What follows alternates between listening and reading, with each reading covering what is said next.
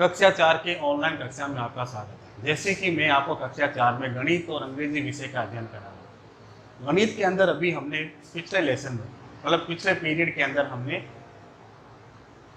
आयत की क्षेत्रफल और परिमाप के बारे में अध्ययन किया था। आज हम वर्ग के सवाल कर रहे हैं और उसके अंदर हम परिमाप के सवालों को हल करने का प्रयास करेंगे।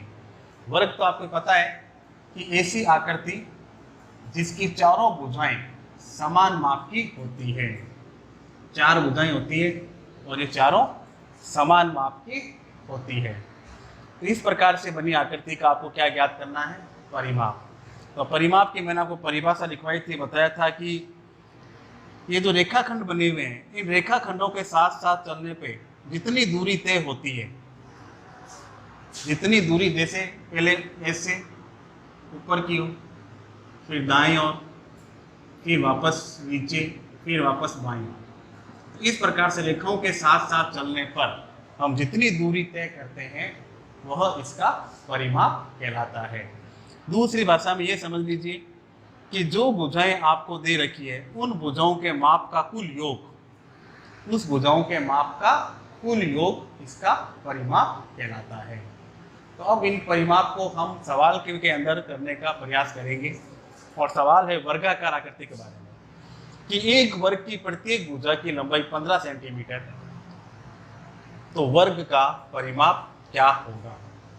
जैसे कि अगर मैं आपको आकृति बना के बताऊं तो जल्दी समझना। जैसे मान लीजिए एक वर्ग है और इसके हमने नाम दे दिए, मान लीजिए ए, बी, सी और डी। प्रत्येक भुजा 15 सेंटीमीटर।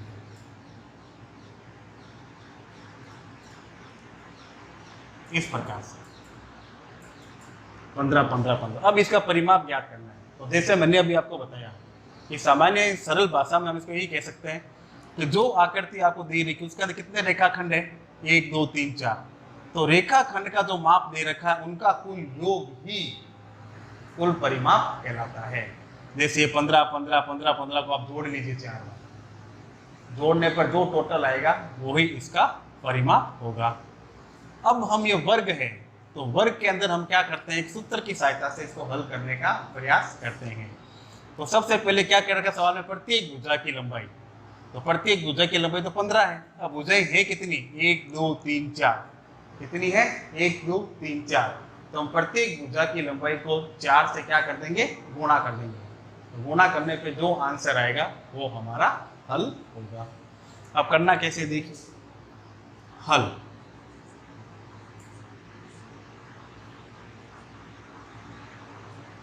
वर्ग की, चित्र तो समझाने के लिए था आपको, वर्ग की प्रत्येक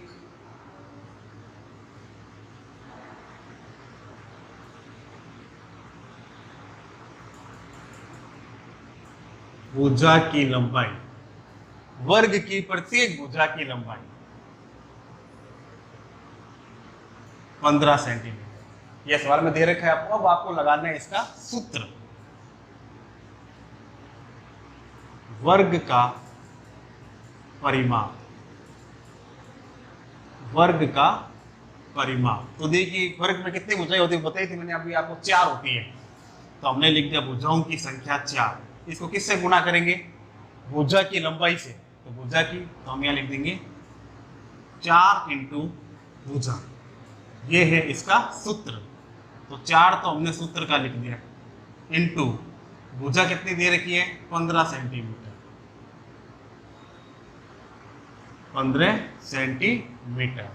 अब इन दोनों की आपको क्या करनी है? गुणा। तो 15 को 4 से गुणा,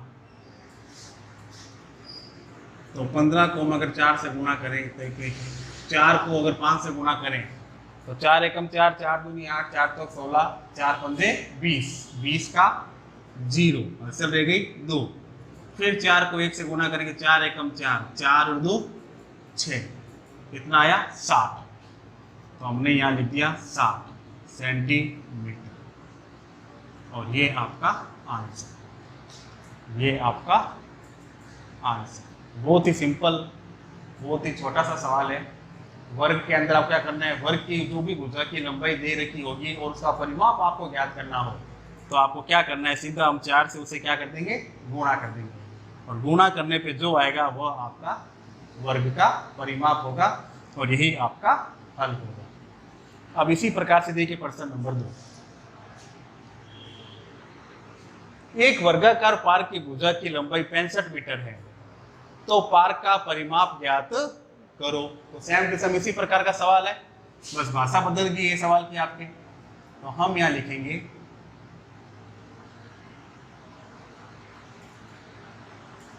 वर्गाकार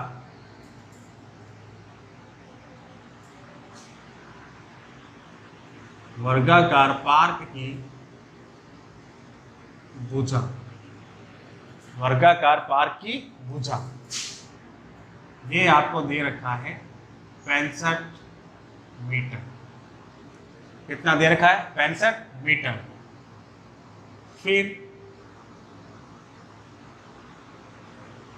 वर्गाकार पार्क का परिमाप, वर्गाकार पार्क का परिमाप, सूत्र याद हो गया होगा आपको, 4 इंटू भुजा, 4 इंटू भुजा। तो 4 इंटू भुजा की जगह हम लिख देंगे 60 मीटर। क्या लिख देंगे, 60 मीटर। तो गुणा कर दीजिए, देखो 60 को 4 से, 4 को 0 से किया 0, 4 को 6 से करो, 4 एकम 4, 4 दूनी 8, 4 ते 12, 4 तो 16, 4 पंजे 20, 4 छन 24।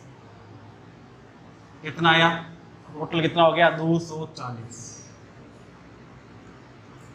मीटर। और ये आपका आंसर। देखिए बहुत ही छोटे छोटे सवाल हैं जिनको आपको करने का अभ्यास करना है। आज हमने 2 सवाल किए परिमाप के, वर्ग के। कल हम और इसके सवाल करने का प्रयास करेंगे। तब तक आप इनको कॉपी में नोट कीजिए और बाद में स्वयं इनको करने का अभ्यास कीजिए।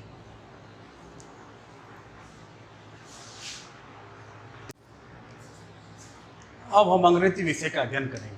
अंग्रेजी के अंदर हम आज वापस रिवीजन के अंदर इज एम आर का वाक्यों में प्रयोग करने का प्रयास करेंगे। यानी अब आपकी पहले मैं करा चुका आपको इज एम आर सारा। अब आपको पेपर के अंदर जब आपके टेस्ट होंगे, एग्जाम होंगे, तब उसके अंदर आपको इस प्रकार से फिलअप दिए होंगे, यानी वाक्य दे रखे होंगे, बीच में फिलअप छोड़ा हुआ होगा और आपके इसके अंदर आपको पहचान करके इज एम और आर इसका प्रयोग करके इस फिलअप को भरना है।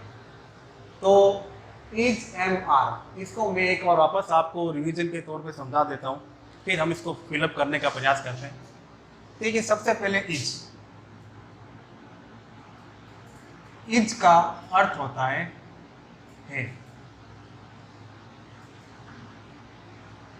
क्या होता है? अब इज का प्रयोग कहाँ होता है? जब हमारा कर्ता यानी सब्जेक्ट क्या होता है, ही मीन्स क्या होता है, वह। ये देखिए लड़कों के लिए यूज होता है ही।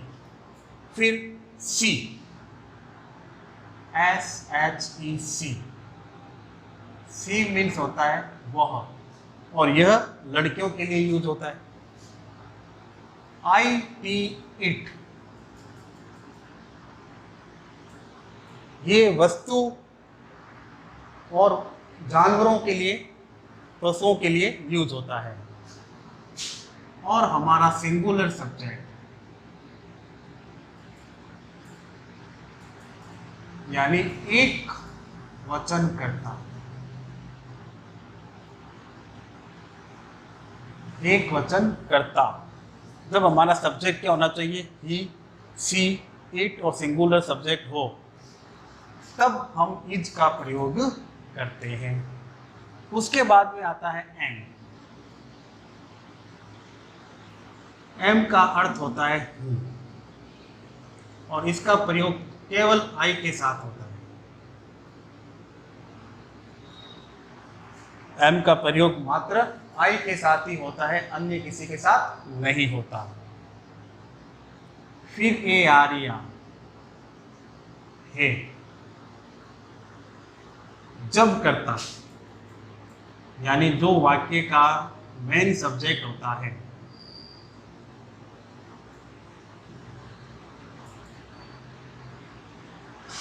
जैसे WEV, वी मीन्स होता है हम, यानी एक समूह हो गया पूरा हम, एक व्यक्ति नहीं है, एक दो या दो से अधिक हैं।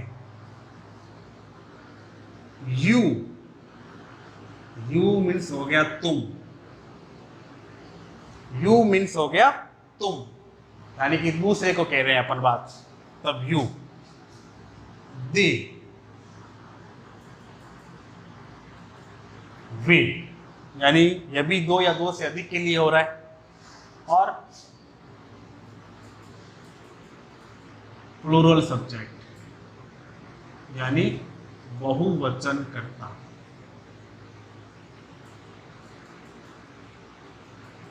बहुवचन कर्ता के साथ में आर का प्रयोग, यानी आपके सब्जेक्ट होने चाहिए ही, सी, इट या सिंगुलर सब्जेक्ट, कोई भी एक व्यक्ति, वस्तु या पशु का नाम, तो इज का प्रयोग।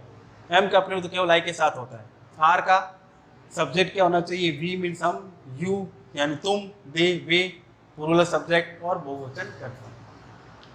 ये तो केवल आपको रिवीजन के अंदर है, पेपर में आपको ये दिया हुआ नहीं होगा, ये तो केवल समझने के लिए। अब जैसे पहला सब्जेक्ट है आई स्टूडेंट, आई स्टूडेंट मैं विद्यार्थी। अब आई के साथ किसका प्रयोग होता है? एम का, तो क्या बनेगा? हूँ, यानी आई एम स्टूडेंट, मैं विद्यार्थी हूँ। तो हम इसका किसका प्रयोग करेंगे यहाँ पे? एम का। आई एम स्टूडेंट, मैं विद्यार्थी हूँ। फिर देखिए आई, अब ए यहाँ छोड़ रखा है, तो आई के साथ किसका प्रयोग होता है? एम का। तो आई एम, मैं हूँ, क्या हूँ? योर फ्रेंड, तुम्हारा मित्र। I am your friend, I am your friend, मैं तुम्हारा मित्र हूँ। तो आई के साथ में एम का प्रयोग, आई एम योर फ्रेंड, मैं तुम्हारा मित्र हूँ। फिर देखिए यू, फिर फिलअप दे दिया, लेट टुडे। अब यू कहाँ है? देखिए ये रहा। अब यू के साथ किसका प्रयोग होता है? आर का। यू आर लेट टुडे, यानी तुम आज भी देर से हो, या तुम आज भी देरी से हो। You are late today. फिर डी में दिया हुआ राधा। अब देखिए राधा नाम है लड़की का, एक ही लड़के का नाम देख रहा है। एक ही लड़के का नाम हो तो क्या होता है? Singular subject. क्या होता है? Singular subject. और सिंगुलर सब्जेक्ट में किसका यूज होता है? इज का। तो हमने यहाँ लगा दिया I S is. Radha is my sister, Radha मेरी बहन है। द ग्रास ग्रीन, घास ग्रीन हरी है, तो है किसका? इज का। द ग्रास इज ग्रीन, घास हरी है। दैट अंकल, वह व्यक्ति, दैट मैन, वह uncle, that man my uncle, that man वह व्यक्ति, माई अंकल मेरे चाचा जी हैं। तो व्यक्ति दूर खड़ा है तो दैट का प्रयोग हुआ है, और man I S is, that man is my uncle, वह व्यक्ति मेरे चाचा जी हैं। फिर सब्जेक्ट देखिए चिल्ड्रन। चिल्ड्रन मीन्स क्या होता है? बच्चे।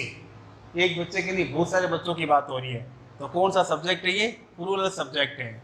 और प्लूरल सब्जेक्ट में किसका यूज होता है? आर का। तो हमने यहाँ लिख दिया A R E. Children are naughty. Naughty means क्या होता है? शरारती। बच्चे शरारती हैं, बच्चे शरारती हैं। Children are naughty. फिर रानी। अब देखिए रानी आ गया। फिर एक लड़की का नाम है, क्या है? रानी ए गुड डांसर। रानी एक ही है तो इसके लिए इज का प्रयोग। रानी इज ए गुड डांसर, रानी बहुत अच्छी नर्तकी है। फिर मंकीज। अब देखिए मंकीज, एस लगा हुआ है। मंकी मीन्स बंदर, मंकीज मीन्स बहुत सारे बंदर। तो आर क्लेवर एनिमल, तो बहुत सारे के लिए किसका यूज होता है? आर का। तो मंकीज आर क्लेवर एनिमल, बंदर बहुत ही चतुर जानवर होते हैं। फिर दीज फ्लावर, दीज मीन्स ये, फ्लावर मीन्स फूल, यानी बहुत सारे फूल, लवली, तो यहाँ पर हम क्या लिखेंगे, A R E R. These flowers are lovely, ये फूल बहुत प्यारे हैं। वी स्टूडेंट, हम विद्यार्थी, क्या होगा, हैं। वी सब्जेक्ट है तो किसका यूज होगा, आर का, A R E, we are student, हम विद्यार्थी हैं।